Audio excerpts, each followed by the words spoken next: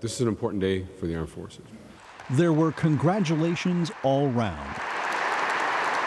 Almost 14 months in the making, the Liberal government's vision for the Canadian military arrived today, all 93 pages of it. The review is an exhaustive, sometimes thoughtful look at where the military fits within Canada and what it can realistically do in the world. It is loaded with a lot of soft Liberal goals, diversity and inclusion, health and wellness for the troops and their families.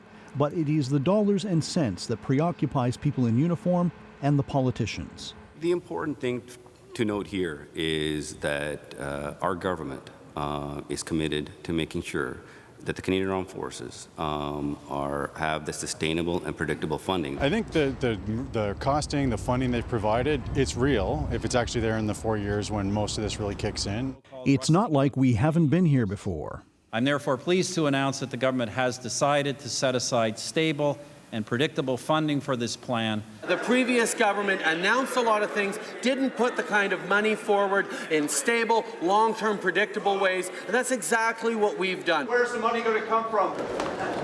I will be talking, you can talk to my colleague. I think that's the appropriate place to talk to about that. He told us to talk to you. As with any government, there is massaging of numbers.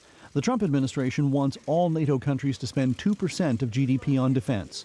Under this plan, the Liberals say they'll get to 1.4%, drawing qualified praise. In all aspects, it looks to me like Canada is confident that you're not biting off more than you can chew.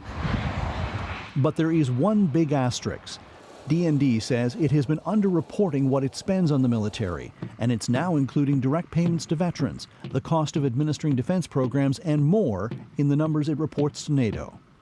I think, to their credit, they fudged the accounting structure, but they at least did so in a transparent manner, so you can see exactly how they fudged it.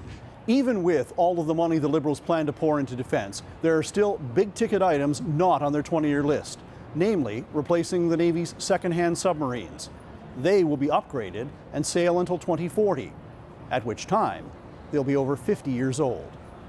Murray Brewster, CBC News, Ottawa.